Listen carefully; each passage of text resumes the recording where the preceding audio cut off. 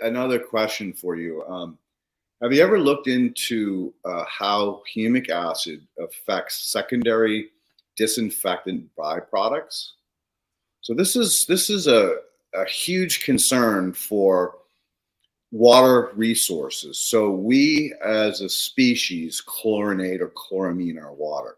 Yeah. When that chloramine comes in contact with organic matter, not humic acid, but organic matter, yeah, it attacks that there's a reaction that's occurring. And these secondary disinfectant byproducts are very toxic to humans and plants. And so some of the work I did right at the beginning of COVID was playing around with how, because I extract humic acid from plants. So how did that affect it? And it was a really interesting deep rabbit hole that may actually end up leading you to another place that you hadn't thought about, which is water purification and how to deal with, the water that they're discharging out into our coastal waterways, rivers, and streams. By adding a certain percentage of your product, they would be reducing those byproducts. Well, first thing is I'm a huge fan of hypochlorous acid. Why aren't we using it? But it really shocks me that it isn't more talked about, and that the emphasis on like chlorine bleaches being and is, why wouldn't you use a disinfectant that is going to, as a residual, leave water and chloride, which is nutrient? Why wouldn't you leave it with something that's beneficial? Like, you get two products out of it. Easy switch. You get a cleaner and a friggin' disinfectant. Totally. And then they go back to water. And it can be used in so many different ways, which blows my mind. You can fog it as a disinfectant in a facility. If you need like a big, deep clean sanitation, you've had a major fungal bloom, you need to disinfect every surface. You can use it that way. You can use it as a line disinfection.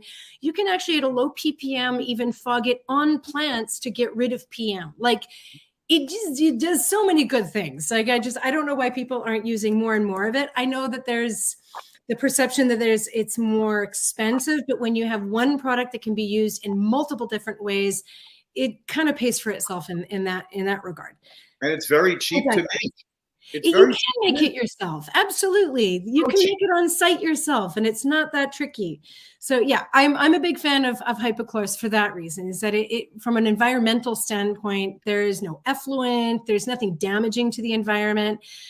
But again, if you're, what we do find, and this is, I think, where our approach is not necessarily on the wastewater treatment, but taking a step before that, and that the wastewater has less nutrient in the outflow, in the wastewater. So we're able to dial back the nutrients being used because we're making them more bioavailable, and more is being retained in and around the root zone. Then any drainage water is just going to have less nutrient in it. So you're going to have less waste, and it's going to be less detrimental to the environment. So kind of taking it upstream one step.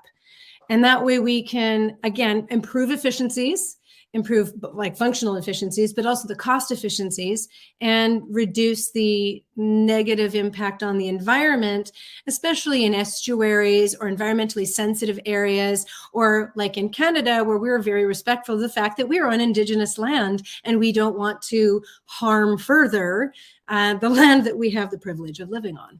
So I think that there's a very humanitarian approach in doing that. And at the same time, we're helping to increase the yield and the quality and the formation of the products that are being grown, regardless of what they are.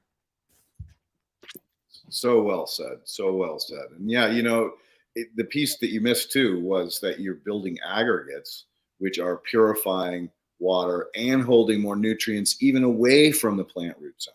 Yeah. So, the impact of what you're doing upstream is huge, but that still doesn't help people, downstream who are using, mass septic systems or sewers, not septic, because septic is different. Yeah. Septic is your own, where sewer goes to a main concentration point. Yeah. So, again, if I was a billionaire, I'd get every single sewage treatment plant to be using your product as a way of preventing those secondary disinfectant byproducts, because that would be a huge way to further scrub the water before they discharge it into these very sensitive ecosystems that are, on the verge of collapse already. But and they're our food source.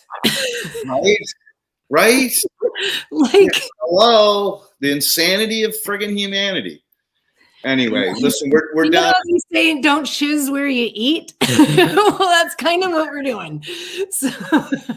Hey, if we listened to the indigenous, we'd still be drinking our groundwater. We'd still be able to go to a lake and pull out a glass of water without it. But anyway, so we're down to 20 minutes. We've got 5 questions, so I think we should probably dive into that. Sure. If we have time at the end, we can chop up some more things. So take it away, Ken. I just want to say thank you for all the work you're doing and bringing this out to people. And for the guys, there is a 15% discount on these products if you use Ken Somerville at the checkout when you buy them, so you guys can get them at even a cheaper price.